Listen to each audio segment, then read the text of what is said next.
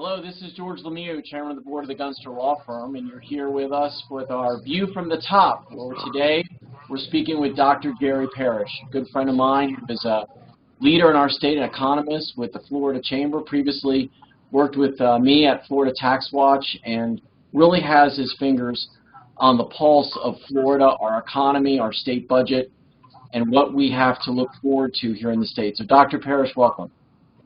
Thank you for having me. So Dr. Parrish, these are extraordinary times here in the state of Florida. We've really never had a challenge like this in modern times. First time in 100 years that the United States has dealt with a pandemic like the one we're dealing with today.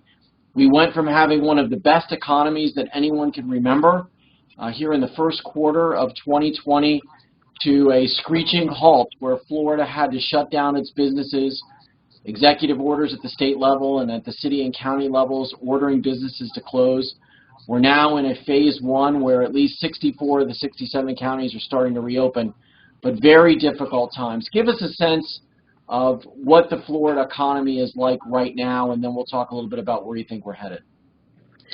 Well, you're right. We started off this year, we were having a record year. More than 10 years in a row of job creation. Since 2015, Florida has created more than 1 out of every 11 jobs in the entire country. It's been unbelievable. Now we're having a different kind of record year. Our CEO, Mark Wilson, uses that quote a lot, and he's right. We're very easily going to have the worst second quarter ever in the country's history. But I do see some hope. One of the things we're doing at the Florida Chamber Foundation is helping people get information, and through our website, through webinars and those kind of things. And, there's a lot of bad going on, but I think there's a lot of good as well. Well, your website's fantastic, and I encourage everybody who's watching this to go to the Florida Chamber's website because there's very detailed information, not only what's going on in the state, but you can do a county-by-county search. And there are slides and graphs and charts that will show you, for example, how many people have confirmed positive tests, show you the unemployment number, so it's really helpful. And I know, Dr. Parrish, that you and under Mark Wilson's leadership that you put that together, so thank you for doing that. Thank you. People can find that. It's called the Florida Scorecard. It's at thefloridascorecard.org, and you can roll down and see your county. We've recently put up a bunch of new, tiles that people can click on and download data and download charts. The COVID-19 tiles, things like how many cases your county has, what's the average over the past 14 days, what's your average daily new cases, what's your percentage of tests that are positive. Those are some of the metrics that people are using when thinking about opening your county or opening a county and moving into phase 2 right now. So now with 38,000 or almost 39,000 cases in Florida and 1,600 deaths, a pretty remarkable set of circumstances, but Florida doing a lot better than other states. All of the leading health experts are saying that we've flattened the curve, that we're coming down the other side, that the percentage of tests positive are going down. All good news, but what about Florida businesses? I saw today that $1 billion of unemployment compensation's already been paid in Florida. Tell us the numbers for how many people in Florida are unemployed, and what's going forward is going to happen, do you think, in terms of those unemployment numbers and also second quarter, GDP numbers? Well, that's interesting. I saw that DEO is putting out info every day. There's been more than 1.8 million initial unemployment claims, and that's a number that we use in our probability of recession indicator that we have on our Florida scorecard all the time. Now, it's a little over 1 million unique claims. Several people, obviously, have filed 2 or 3 times. Maybe they didn't know that their claim had gotten through, or they thought they had to file every week. So they go and deduplicate those. The number that came out was this week, came out this morning for last week, was around 170,000, and that's down from more than 400,000 the week before. So it looks like the backlog is clearing. People are starting to get paid. A lot of them are also getting federal money on top of the state unemployment claims. So, yes, it's taken a while. No state was prepared for these kind of numbers. An average claim this time of year, you would expect 5,000 or 6,000 claims a week. That would have been back in February or January. It started out at 70,000 and went to 400,000 and 500,000. So I don't think any state could have been ready for this, but I'm glad to see that. When we think about the GDP that you asked about, there's a lot of forecasts out there, and I show a chart a lot of times when I'm speaking. I look at all the forecasts out there on a yearly basis, with almost all of the downside being in the second quarter. You're seeing estimates from as low as a 1% drop in GDP this year to a 13% drop. Most of that coming in the second quarter. The good news is almost all the forecasts have Florida returning to growth in the third quarter, and some of them some pretty strong growth in the fourth quarter. If we can manage this disease and keep it from coming back, social distancing and those things, the year's not going to be great, but certainly we'll be on our way to recovery here in the next few months.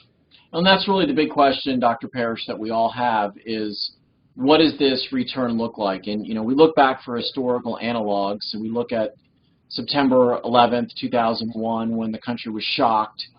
But, we recovered pretty quickly after that. You look at the financial recession in 2007, 2008, 2009. That obviously took a lot longer to recover from. Economists and people who follow the markets are wondering whether this is a V recovery, a U recovery, the different shapes depending upon how fast we come back out the other side, or some people even think a W, which means we're going to increase and then fall back again if there's another recurrence of the pandemic. I know you don't have a crystal ball, but assuming that we don't have another big problem with the disease where we have to shut down again in the fall and we sort of make marginal improvements every month, what's your sense of how robust the recovery is and how long of a time period will it take us to get back to some level of prosperity? That's a great question, and I get that question a lot. I've looked into it. I believe it's not going to be a V, mainly because we're dependent on tourism. State and international visitors. That's about $6 billion worth of state revenue, state taxes. It's about $5+ billion worth of local tax revenue, those visitors. And you got to remember, out of that 130 million or so that came to Florida this year from other states and other countries, about 14 million of them were international visitors. The number of international visitors I don't expect to resume very quickly, but they're the ones that stay longer and spend more. So I've heard a lot about the shape. A W could happen. The Nike style swoosh is a pretty popular thing around among economists. What I really believe is going to happen is a lot of our industries are going to be back moving quickly toward full recovery by the end of the year. However, leisure and hospitality is going to lag that, and maybe by several months. Certainly, once we see the treatments, that's going to accelerate that. When we see a vaccine and it becomes widely available, that's when we'll really get back to 100%.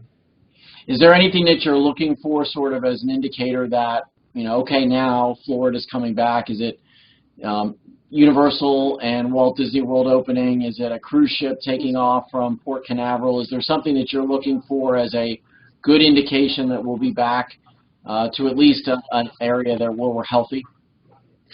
Yes, if I can tell you a joke here, please make sure this is a joke. My big indicator is, are we going to have college football or not? And right. I joke with my friends, if we have college football, then that means we're back on the road to recovery.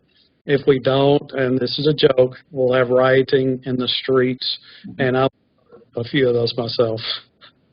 Oh, we all hope we do. There's some talk about moving college football to the spring, which is, I've always had a secret desire for that, because then we'd have football almost all year. But the Dolphins, for example, are talking about 15,000 people at a stadium, as opposed to the 60 or 70,000 that we normally get. So we will see. But we're very everybody's trying to be hopeful. This is such a difficult time. A lot of fear and uncertainty with this disease that we can't see. That everyone is just trying to work their best way through. But I appreciate you being with us today, Dr. Parrish, and given the viewers here on A View from the Top a sense of where we are and where we're going. And thank you for all of the great work you do for the Florida Chamber, and so grateful for the research that you've done over all these years that's given us guidance here in Florida for our business leaders. Well, thank you very much. I enjoyed it. Thanks for having me. Okay, take care, Dr. Parrish.